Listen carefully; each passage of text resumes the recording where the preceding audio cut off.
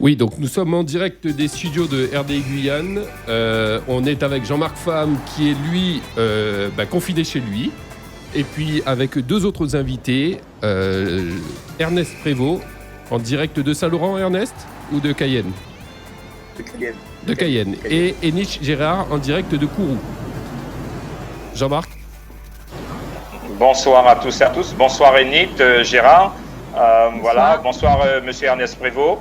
Donc je suis, comme l'a dit Marc, confiné. On va faire cette émission en swap de partage pour informer la population au niveau des produits qui sont utiles justement en ce moment pour rester, on va dire, approprié à ce qu'on doit faire en ce moment. Respecter les gestes appropriés, tout à fait. Respecter les gestes, bien sûr. Se laver les mains d'abord avec du savon et ensuite utiliser ce gel hydroalcoolique. Donc Ernest Prévost, on va commencer avec vous. Vous êtes l'homme ici de la situation, puisque vous fournissez du rhum habituellement à la population.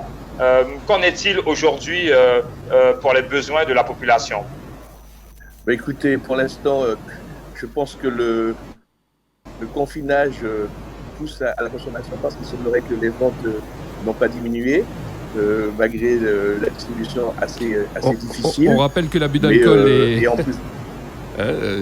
Et en plus de cela, si vous voulez, on a la chance d'être encore en production, ce qui m'a permis de proposer de l'alcool à 90 degrés.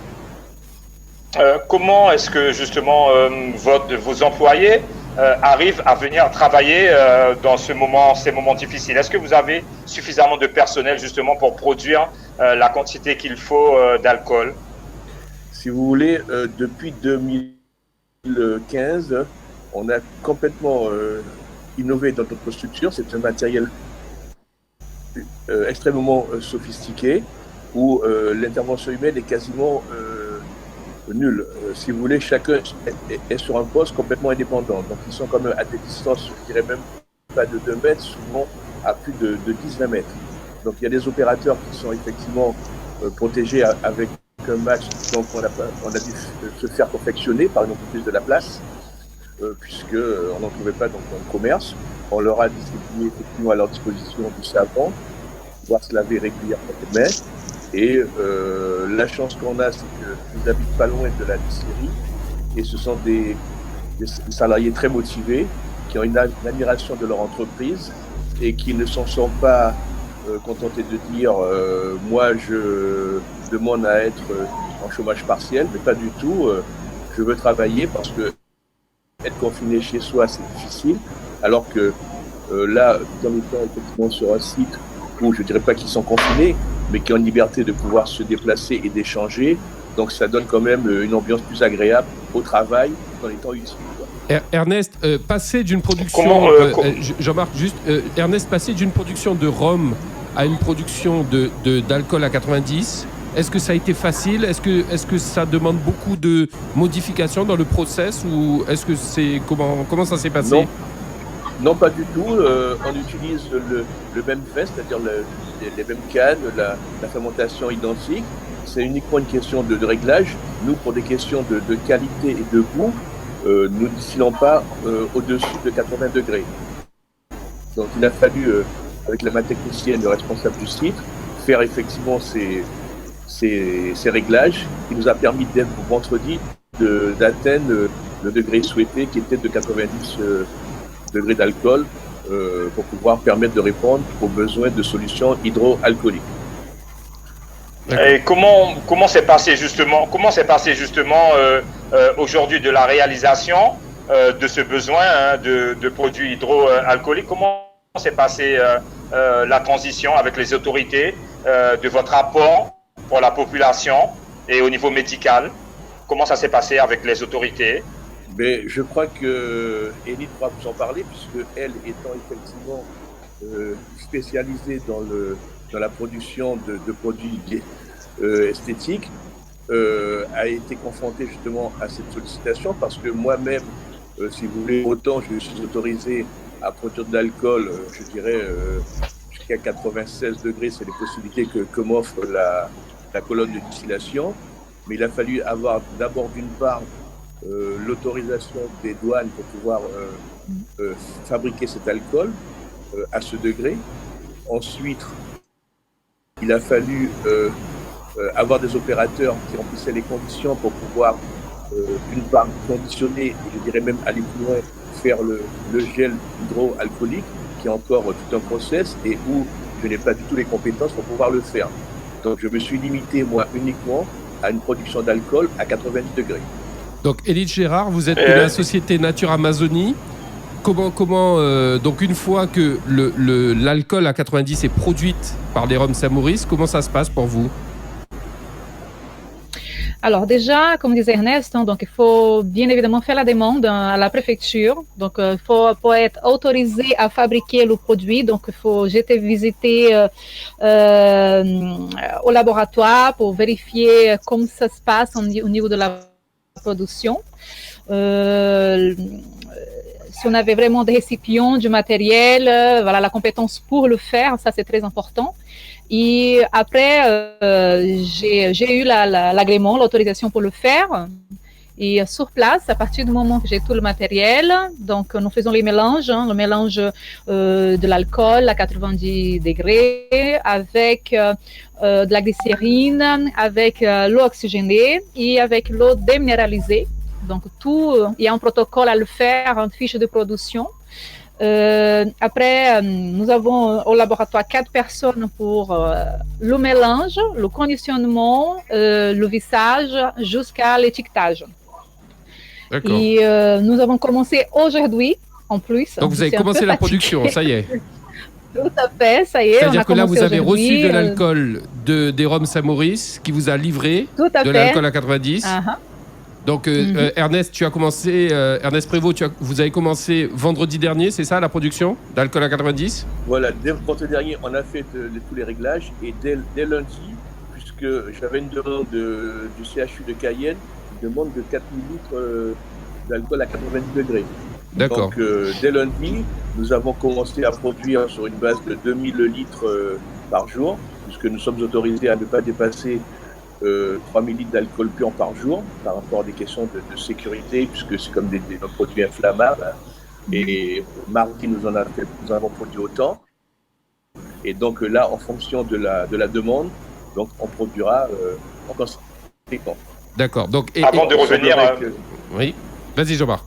Oui, avant de revenir avec Élie Gérard, Monsieur Prévost, est-ce que c'est une difficulté de passer à un dosage beaucoup plus élevé de degrés en alcool, ou est-ce que justement avec votre usine vous avez une facilité à passer de 75 à 90 degrés? Non, c'est une question de réglage, hein, puisque les colonnes sont automatisées. Pour l'instant, on a travaillé qu'avec une seule colonne, mais il faut savoir aussi que c'est pas de la publicité, mais quand on fait un produit qui est le cœur de chauffe, qui est un produit qui n'est pas dénaturé, on le coule directement à 55 degrés.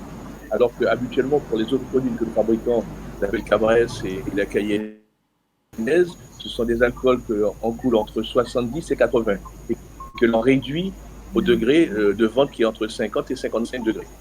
Donc ce sont des choses qu'on sait faire. Bon, il a fallu effectivement faire attention pour qu'il n'y ait pas trop de variantes, parce que si on a des variantes, on n'aura pas le produit final à 90. Et donc c'est quelque chose qu'on a su réaliser avec des vins qui étaient suffisamment fermentés correctement, sans perturbation. Et là, en fonction des besoins, nous développons la production. On a tout le mois d'avril, puisque la personne est en train on est en train de la qualité. Donc on arrive à fonctionner et Ernest Prévost, est-ce que vous pouvez produire en même temps, pendant la même période, en même temps du rhum et en même temps de l'alcool à 90, ou est-ce que c'est l'un ou l'autre? Comment ça se passe au niveau de la production? Non, puisque je disais tout à l'heure, on a 2 colonnes pour l'instant. D'accord, donc vous pouvez produire les deux en même temps. Qui était de 4000. Voilà, on a une colonne qui peut nous sortir sur des cycles de 8 heures par jour, voire 7 heures. 2000 litres d'alcool avec une et l'autre 1000 litres. Donc on continue toujours à produire du rhum de Suisse. Il faut savoir que nos capacités par semaine sont de de 25 000 litres d'alcool pur par semaine. Enid Gérard, la question, c'est que vous avez commencé aujourd'hui, hein, comme vous nous l'apprenez tout à l'heure. Combien de temps ça mettra, justement, de produire une quantité pour pouvoir alimenter les pharmacies? Alors, normalement, là, nous avons prévu, en plus c'était incroyable, cet après-midi, on a commencé à le faire. Nous avons fait déjà 700 flacons de 150 ml, qui est dans un après-midi. Donc, demain, toute la journée, nous pouvons faire plus de 1000 flacons. Après que le produit soit déjà fabriqué, il faut attendre 3 jours, d'accord? Parce qu'il faut que le produit soit reposé durant 3 jours. Et après, étiqueté et déjà envoyé aux pharmacies. Et nous avons déjà plus de la moitié, actuellement 3000 flacons, plus de la moitié sont déjà réservés. Hein. Donc, j'ai commandé aussi 7000 flacons de plus pour continuer la production. Donc, j'espère qu'Ernest va suivre. Et quels sont les besoins, Enid Gérard? Est-ce que vous avez référencé les besoins des pharmacies? Est-ce que là, par exemple, donc vous dites, vous avez déjà produit, vous êtes sur le point de produire 3000, vous avez encore commandé 7500, donc ça fera à peu près 10 500 flacons. Tout à fait. Est-ce que, quel est le besoin en termes de gel hydroalcoolique ou solution hydroalcoolique en Guyane dans les pharmacies? Un fort besoin. Énormément. Moi, je n'arrête pas de recevoir des appels de pharmacies qui sont en attente, qui veulent savoir quand est-ce que le produit va être prêt déjà pour être livré. Donc, des organismes institutionnels aussi qui m'appellent. Oui, mais ça veut dire combien de flacons il faudrait pour la Guyane pour répondre aux besoins? Ernest peut rajouter parce qu'il était récemment dans une réunion à Cayenne. Voilà. Si je peux le permettre de rajouter, selon les groupements des pharmaciens, ils auraient besoin de 10 000 litres de gel pour le mois. 10 000 litres. Or là, tout à l'heure, Enid parlait de 10 000 flacons de 150 millilitres. Non, 10 000 litres de gel hydroalcoolique. C'est ça. C'est pour ça que je fais bien la différence. Ernest, tu parles de 10 000 litres de solution hydroalcoolique, alors que Enid nous parlait de 10 000 flacons de 150 millilitres. Flacons. Tout à fait, ça fait des volumes moindres. Tout à fait. Et alors, au niveau de la production d'alcool, Ernest, Ernest Prévost, au niveau de la production d'alcool, toi, tu serais en capacité de produire ces 10 000 litres d'alcool? Tout à fait, je suis en capacité de produire durant le mois d'avril les besoins. D'accord. Et c'est 10 000 litres par mois ou c'est 10 000 litres On sort en moyenne par mois, en fonction de la richesse des cannes que l'on traite, entre 50 et 60 000 litres d'alcool par mois. D'accord. Et les besoins, ce sont 10 000 litres par mois? Les besoins, excuse-moi Jean-Marc, les besoins, ce sont 10 000 litres par mois ou c'est 10 000 litres pour la période? Alors, 10 000 litres par mois, mais de toute façon, je pense qu'il pourra vous le confirmer, la dérogation est autorisée seulement, je crois, pour un mois ou deux, maximum. Donc, on n'ira pas au-delà, parce que par rapport à la réglementation européenne, qui est différente par rapport à ce qui peut être autorisé. C'est vraiment par dérogation. On est limité à combien? J'ai pas compris. On est limité dans le temps, je crois que c'est 1 mois ou 2 mois, Enid, qui a été autorisé. Normalement, jusqu'au mois, le 15 avril, si je ne me trompe pas, jusqu'au 15 mai. Jusqu'au 15 mai, voilà. Donc, c'est-à-dire qu'il faut le faire le maximum entre le mois de mars au mois d'avril, hein, le maximum. En plus, je crois que les produits aussi ont une durée limitée d'utilisation. 2 ans. 2 ans. Ouais. Juste avant de passer à la prochaine question, c'est toujours les flacons à 3 € vendus dans les pharmacies. C'est bien le prix des... Vous êtes informé du prix de vente? Oui. Alors, actuellement, nous avons le prix, ça c'est le prix en gros, hein, donc le prix au détail, pardon. Ça c'est le prix au détail. Donc ça aussi, on est en train de voir avec la préfecture, parce que la production locale, même si nous avons déjà certaines matières premières, donc nous trouvons une difficulté de modifier le prix de gros, parce que quand on vend en gros pour les pharmacies, pour les distributeurs, c'est une chose. quand on vend au détail directement à une personne, ce qui fait les pharmaciens, en direct avec public, ça c'est plus confortable, je veux dire ça. Donc, par contre, nous sommes limités à des prix précis par l'arrêté. Et là, nous sommes en train de faire la demande, de modifier ça, parce que nous ne sommes pas en capacité de faire les mêmes prix qui sont mentionnés sur l'arrêté. D'accord? C'est identique pour vous, M. Prévost, le prix de l'alcool à 90 degrés, c'est le même prix? Vous savez que l'alcool, on est sujet à des taxes. Les douanes nous ont autorisé à vendre sans la taxation. Donc le prix qui est vendu actuellement à Enit, donc Nature Amazonie, est un prix sans les taxes douanières. Voilà. Autrement, il serait encore beaucoup plus élevé. Parce qu'il faut comprendre aussi, Enit a une petite unité qui est très manuelle, c'est pas automatisé, donc il y a des coûts de production importants. Énorme. Et puis en plus, vu les urgences, ça demande des heures complémentaires, et tout ça, ça se paye. Justement, c'était ma prochaine question pour Enit Gérard. Au niveau, vous êtes la seule professionnelle sur place en Guyane qui peut produire ces produits? Je pense pas. Je pense pas. Où est-ce que vous avez... Sur Kourou, je sais que c'est moi. Donc, sur Cayenne, il y a des unités, des sociétés qui sont en train de se mettre en place aussi pour commencer à fabriquer. Mais notre grosse difficulté, ce sont les matières premières. Donc, déjà, Ernest, il a l'alcool, c'est une très bonne chose. Mais après, il nous manque de la glycérine. C'est un produit qui est un peu, on peut dire ça d'une certaine façon bête. Mais la glycérine, l'eau oxygénée, d'accord? Donc, c'est très difficile. Les fournisseurs déjà en métropole sont tous en rupture.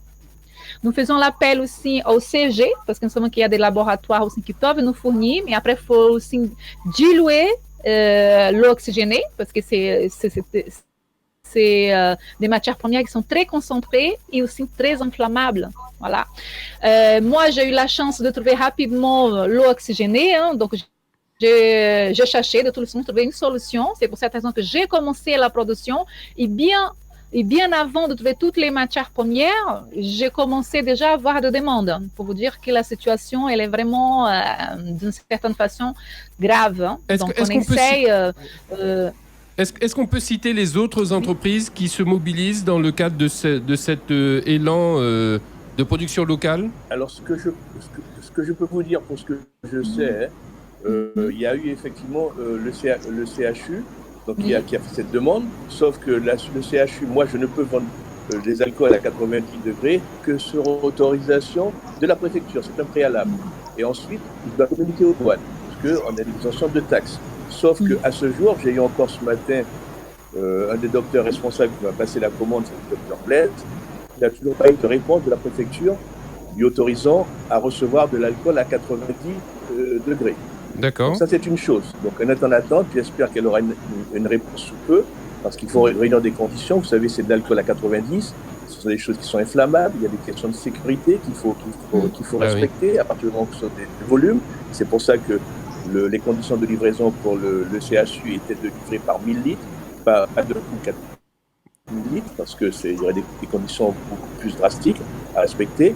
Donc, c'est une première chose. Ensuite, on a d'une façon solidaire, je dirais, le MEDEF, la CTG, la préfecture et puis le groupement des pharmaciens qui sont en train de se mobiliser pour savoir comment ils pourront produire ce même gel hydroalcoolique ou la solution alcoolique avec des flaconnages beaucoup plus importants, parce que dans certaines demandes de sociétés qui sont faites, souvent ce sont des flacons qui vont au-delà de 250 ml, mais ça peut aller de 250 voire un litre.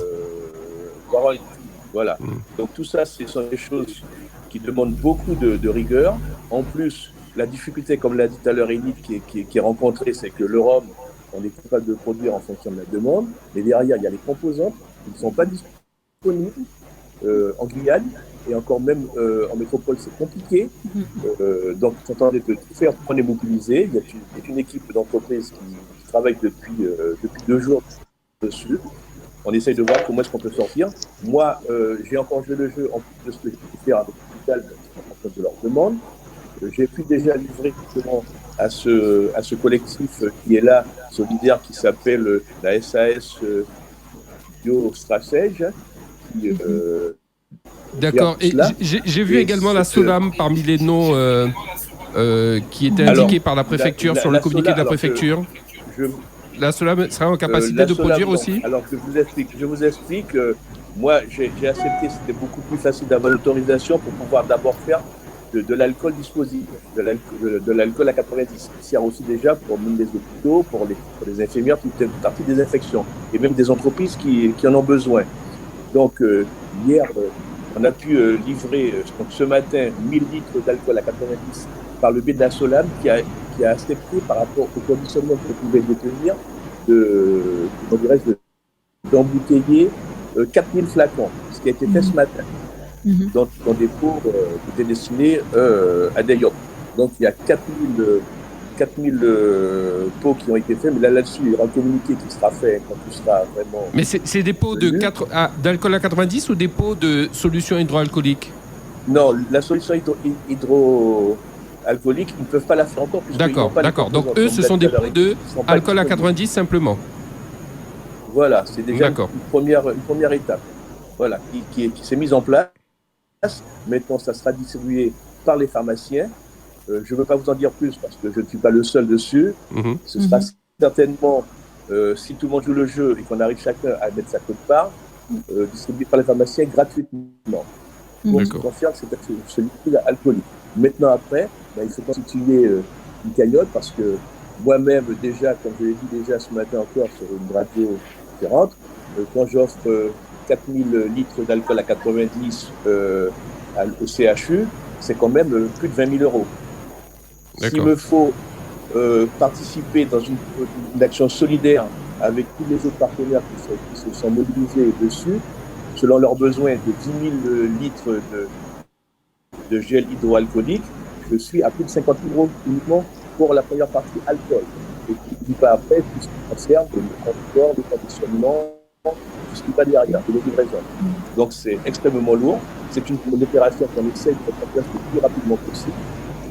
Après, je pense que tout ne pourra pas être, je dirais, donné gratuitement. Il va falloir bien sûr que ça soit vendu. En laissant le soin de bien répartir pour tout un chacun, parce que vous avez des besoins aussi bien pour les infirmiers, les libéraux, vous avez pour tous ceux qui ont des contacts avec différents services, même dans les entreprises. Et j'ai aussi des demandes qui ont été faites aussi par les cliniques aussi. Tout à fait. D'accord. Et les cliniques aussi pareil, je ne peux pas leur vendre, même s'ils ont la capacité certainement aussi de pouvoir faire, mais il faut qu'il y ait des agréments. Parce que comme vous a dit Élite, c'est pas quelque chose qui est en capacité de faire. Moi-même, je ne sais pas faire et je ne peux pas faire non plus. Ça demande beaucoup de responsabilité. Ça doit être fait avec un minimum d'hygiène. Et ça, faut le respecter, quoi. Et Nietzsche, au niveau donc jusqu'au 15 mai, donc vous serez en capacité de produire ces 10 000 flacons? Tout à fait. Donc là, d'ici demain, donc plus de la moitié des flacons sont déjà remplis. Donc normalement, je dois recevoir la semaine prochaine, le 6 mai. Donc, il est prévu d'arriver encore 7000 flacons. Le 6 avril. Donc, oui, pardon. 6 avril, pardon. 6 avril. Et puis, j'ai aussi des flacons d'un litre, d'un flacon d'un litre. Donc, j'ai aussi de la demande. Et on va essayer de faire avec ce qu'on a sur place.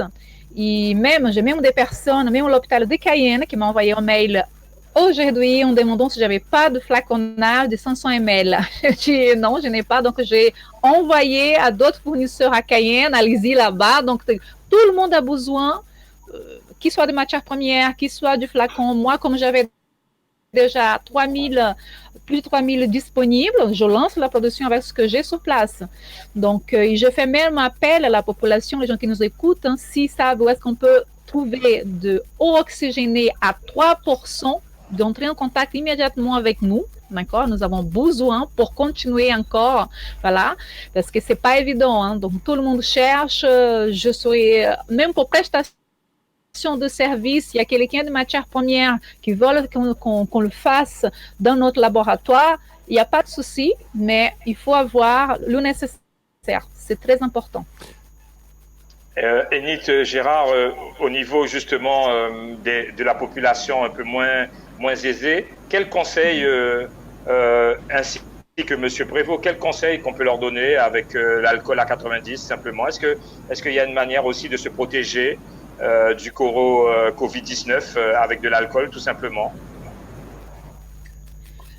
Je peux pas mais vous je dire. laisse Oui, non, mais moi, avec je ne peux pas vous l'alcool. dire, je suis pas médecin. Ce que je sais, c'est que l'alcool à 90, on a tous utilisé lors d'une blessure, lors de tout ce qu'on peut avoir, c'est vraiment un désinfectant. Maintenant, est-ce que ça protège totalement du coronavirus? Je ne peux pas vous en dire plus. Certainement, ça sera déjà une première protection, mais ce ne sera peut-être pas suffisant. Tout à fait. On a, ouais, tout à fait. On a entendu dans les médias également l'Europe, la France demander aux Antilles justement de produire plus d'alcool. Peut-être que c'était une solution. Est-ce que vous avez eu des contacts de l'extérieur, en dehors de la Guyane, pour aider aussi avec le rhum? Alors le rhum, vous savez, vous avez surtout à la Guadeloupe une unité qui s'appelle la CIS, qui elle-même produit des alcools à partir de mélasse et produit de l'alcool jusqu'à 87 degrés et en export sur l'Europe. Donc eux, ils ont fait une opération solidaire aussi qui est en train de se mettre en place.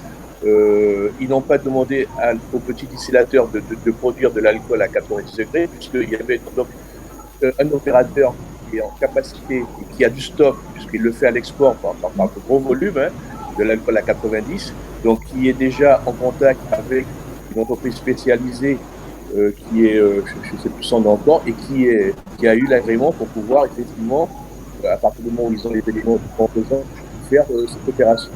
Et d'après ce que j'ai su ce matin, les distillateurs sont solidaires de cette entreprise de façon à ce que chacun apporte sa pierre dessus et contribueront à une distribution, je crois, solidaire à la demande de la population. Pour la Guadeloupe. Alors pour la Martinique, c'est aussi pareil, un peu différent, sauf qu'on a eu une seule entreprise qui s'est avancée, c'est l'entreprise le groupe GBH, qui par sa distillerie JM et Clément ont proposé effectivement du gel sur un montant un peu plus élevé que le mien, mais bon, ça c'est en fonction des proportions. Ils ont proposé d'offrir pour la population gratuitement 5000 litres d'alcool à 80. Bon, je dirais, c'est une misère par rapport à une boîte qui fait 1 milliard de chiffre d'affaires. Bon, si je compare à moi, donc en tout cas, on comprend bien, Ernest Prévost, à travers ce que vous dites, qu'au niveau de ce matériel-là nécessaire pour les équipes de santé qu'on avait reçues, d'ailleurs avec Jean-Marc Faham, donc au niveau de toutes les solutions hydroalcooliques, on ne devrait pas avoir trop de problèmes en Guyane et aux Antilles par rapport à ça. C'est bien ça? À partir du moment où ils ont les composants, comme la vieille, parce que ce qui manque, ce n'est pas l'alcool. Ils ont l'alcool, mais ils n'ont pas les composants. Parce qu'on a essayé, effectivement, dans le cadre de l'action solidaire, de revoir son pouvoir de la distillerie des Antilles. Ils sont abservés de demande et ils n'en ont pas suffisamment. D'accord. Et même les fournisseurs de Propol ne répondent pas aussi, parce que aussi, il y a de la demande qui se fait, je dirais, par rapport à ce qui se passe en Europe. Et Nietzsche, Gérard, est-ce qu'il y a la possibilité de commander ce type de produit-là chez les pays voisins, au Brésil par exemple? Est-ce qu'on a cette possibilité-là? On a, oui, je l'ai déjà fait.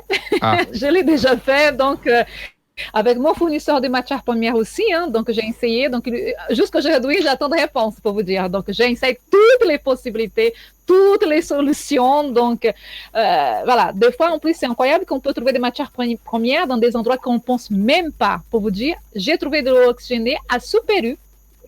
D'accord. 9 litres, je ne pensais pas, je dis, donc stock, je le prends tout de suite. Donc, c'est des endroits qu'on ne pense pas.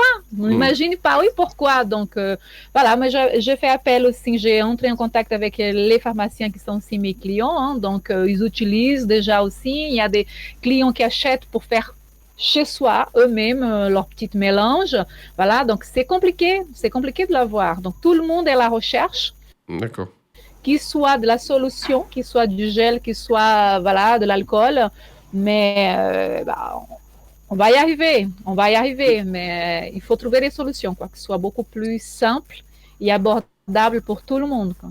Voilà, si je peux rajouter, on peut donner une date. Oui, allez-y. Je peux rajouter, hein, le plus gros volume, ce sont l'alcool, parce que les autres, ce sont des volumes vraiment infimes, mais il faut surtout que ces produits qui composent, que ce soit la glycérol, la glycérine et tout le reste, il faut que les fiches correspondent à la norme qui nous soit imposée. Il faut faire très attention. C'est pour ça que, comme vous disiez tout à l'heure, on peut en avoir au Brésil, on peut certainement en avoir sur les nappes, il faut savoir que les frontières sont fermées. Peut-être pour le personnel, mais peut-être au niveau terrestre, il peut y avoir des dérogations. Moi, je pense qu'il y a une coopération qui est faisable, mais il faut s'assurer que les produits qu'on pourrait avoir respectent bien la norme qui est tolérée. Tout à fait. Est-ce qu'on peut avoir une idée de la date où les hôpitaux, les pharmacies auront la quantité suffisante justement pour la population et pour faire face aux difficultés peut-être qui vont arriver? Écoutez, moi, ce que je pourrais dire... Allez-y, Ernest. Ce que je pourrais dire, c'est que si les gens n'abusent pas par rapport à leurs besoins, parce qu'on s'est rendu compte dans les pharmacies, s'il n'y a plus de gel hydroalcoolique, c'est que certains ont surstocké et n'en ont pas laissé à d'autres. Donc je pense que les pharmaciens auraient dû faire attention qui achetait et pour qui. Pour le rationner, je pense que s'il y avait eu une restriction, voilà, c'est qu'on en aurait eu. Bon, je pense que Enit permettra, en attendant qu'on arrive à avoir une composante dessus par rapport au vol d'avion aussi, parce que vous savez que là, pour l'instant, sur la Guyane, c'est un vol par semaine. Donc, si on arrive à avoir des produits qui peuvent être embarqués, je crois qu'il y a un vol samedi. Maintenant, il faut avoir, il faut avoir une dérogation préfectorale prioritaire, tout ça est à voir. Ce sont des démarches qui sont en train de se faire. De façon, si les produits sont là, il faut voir aussi, on a solutionné avec la SOLAM pour les flacons de 250 ml et voire 500 ml, mais derrière, il y a le bouchon. C'est un bouchon de lait qui n'est pas ce qui est le plus approprié. Ça arrive d'avoir du gaspillage. Alors que Enit, j'ai bien vu chez elle hier encore, parce que quand j'ai livré l'Europe pour éviter les chars, donc je vais livrer ça gracieusement dans la voiture, avec 400 kilos de charge. Bref, on s'entraide, mais elle a des flacons qui sont très bons. Attention pour le gel hydroalcoolique, ce qui va être proposé convienne à l'utilisation. Tout ça, ce sont des choses sur lesquelles il faut être très prudent. Donc, je crois que chacun met du sien avec la prudence. On peut apporter une première étape. Et c'est vrai que dans le fond, comme disait tout à l'heure, tout ça, les urgences, ça coûte des sous. De faire venir tous ces flacons par bateau et tout, ça vient pas par avion, le fret d'avion n'est pas donné. Sauf si demain, on arrive à dire à Air France, écoutez, pour l'intérêt et pour la solidarité, faites-nous le fret. Ça, c'est encore une négociation, gracieusement. Ça, c'est pas évident. Et Gérard, j'aurais bien souhaité. Vous parlez tout à l'heure de l'accord de la préfecture dans toutes vos démarches. Est-ce qu'il y a justement, qui est le gendarme justement qui vient superviser votre travail pour donner l'homologation des produits que vous allez mettre en vente ou que vous allez vendre aux hôpitaux et aux pharmacies? Alors, tout d'abord, comme société de produits cosmétiques, bien évidemment, il faut que ce soit en normes, inscrit à plusieurs organismes de santé déjà, comme les médicaments, donc il faut être en normes. Après, nous avons la visite, c'est quelqu'un qui est envoyé par la préfecture. Donc, Gérard, juste, on précise, ton entreprise, c'est Nature Amazonie, tu produis des produits, tu peux rappeler les produits que tu produis ? Justement, pour avoir ces agréments-là.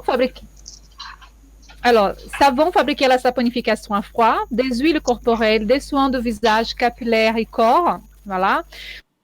Donc, dans les normes, vraiment, dans la body cosmétique. Donc tu avais déjà l'agrément pour tous ces produits-là. Tu avais déjà une validation et une vérification que tes laboratoires étaient bien conformes et avaient bien les normes de sécurité et de qualité requises. Tout à fait. Donc, on a été aussi visité l'année dernière par la DIECT et aussi par la DGCRF. Donc, contrôler, vérifier de tout, conditionnement, formulation, de toute la fabrication des produits. Et nous sommes aussi certifiés par Cosmos Natural EcoCert. Donc, tous les ans, nous avons l'audit à passer, contrôle de vérification de la fabrication dans tous les sens. Et après, bon, pour l'autorisation de fabriquer la solution hydroalcoolique, donc on a été contrôlé hier aussi. Donc, un monsieur qui est venu de la préfecture, dans tout l'aspect danger, voilà, et de sécurité, est-ce que c'est faisable, est-ce qu'on peut le faire, voilà. Donc, on a tout montré, comment pourrait être fabriqué le produit, le stockage, l'ensemble de tout, l'emballage, l'étiquetage, le conditionnement. Madame Gérard, vous avez le feu vert. Donc, on va vous envoyer, voilà, le mail comme quoi c'est bon et transmis à tous les organismes pour vous dire que vous êtes vraiment apte à le faire. Donc ça a pris du temps, hein. Ça ne se fait pas d'un jour au lendemain. Voilà. Et puis maintenant, nous avons l'arrêté aussi nous concerne, donc pour ceux qui fabriquent les produits cosmétiques, donc c'est selon les normes, voilà. Et puis maintenant, je peux proposer un produit contrôlé. D'accord. La recette de cette solution, c'est la recette qui a été mentionnée par OMS. Donc, c'est vraiment, il faut suivre la règle. L'étiquetage, pareil. Donc, il faut tout mentionner sur l'étiquette. Voilà. Il y a une réglementation très stricte à respecter pour pouvoir produire ce genre de solution. D'accord. Tout à fait. Est-ce que l'ARS a eu son mot à dire? Est-ce que l'ARS, justement, a pris contact avec vous pour cette production? Non, pas l'ARS directement, mais elle a été aussi contactée par la préfecture. Hein. Donc, il faut tout l'ensemble de demandes qui est faite pour l'autorisation des produits cosmétiques, il faut passer dans plusieurs secteurs d'organismes pour pouvoir accéder à l'autorisation. On n'a pas le droit, s'il n'y a pas d'accord, tout le monde, il faut que soit d'accord. C'est pour cette raison qu'il y a eu le contrôle pour bien vérifier si c'est faisable ou pas. Voilà. Merci Marc. On a fait le tour de cette actualité. Tout à fait. Sur les rhums, sur la production de M. Prévost, sur le travail d'Enith Gérard pour cette composition. Donc on a vu qu'il manque de l'eau oxygénée, c'est bien ça? Il manque certains produits. On attend des nouvelles pour que ça soit sur le marché. La production a déjà commencé. Qu'est-ce qu'il vous faut d'autre justement pour que le travail puisse arriver à son terme, Monsieur Prévost ou Madame Enith Gérard? Un dernier mot justement, Monsieur Prévost, avant qu'on ne se quitte. Est-ce que vous avez un message, quelque chose à faire passer? Écoute, si vous voulez, moi je suis tout à fait, à partir du moment où Enith peut développer son entreprise, c'est un coup de pouce. C'est vrai que ça marche pas toujours, certaines entreprises directement vont disparaître avec ce qui nous arrive, hein. Mais ce que je dis à Enith, profites-en, vas-y, je suis content pour toi que tu aies ce qu'il te faut pour pouvoir faire de production. C'est une bonne satisfaction pour cette entreprise parce que je sais que c'est pas d'aujourd'hui qu'elle a commencé. Et croyez-moi, c'est un parcours, elle est vraiment tenace. Si elle a cette chance aujourd'hui de pouvoir fabriquer et vendre ses produits, alors bien sûr, avec des prix qui sont acceptables parce que ça a un coût, j'espère que si les prix doivent être cassés, que l'État mettra la main à la poche pour compenser la différence sur les prix. C'est tout ce que je veux souhaiter pour elle, parce que vendre au prix déposé avec la réserve à 47, je ne pense pas qu'elle s'en sortirait, quoi. Autant ne pas faire. C'est ce que je pourrais dire. Et je lui dis bon courage à elle et n'hésite pas à l'accompagner selon les moyens que je peux avoir. Merci Ernest Prévost. Enith Gérard, un dernier mot avant de se quitter? Comme disait Ernest, c'est pas vraiment évident, mais bon, j'ai au cœur de faire ça aussi, sachant que j'ai arrêté ma production. Actuellement, j'ai toujours de commandes de produits Nature Amazonie. Donc, mes employés sont satisfaits. Même j'ai un petit mot de mon employé, je suis fière de vous. Donc, ça fait chaud au cœur de voir qu'on est en train de faire quelque chose de bien. Voilà. Et puis, j'espère que la population aussi pourra reconnaître ça. Donc, toute la Guyane, hein. J'ai la Guyane dans mon cœur. Donc, ce qu'on est en train de faire, c'est quelque chose qui nous donne beaucoup de boulot, beaucoup de travail. Hein. On n'est pas très grand. Nous sommes 5 personnes dans la boîte. Donc, comme dit Ernest, il faut Il faut continuer vivant. Donc, bientôt 10 ans d'activité le mois de septembre.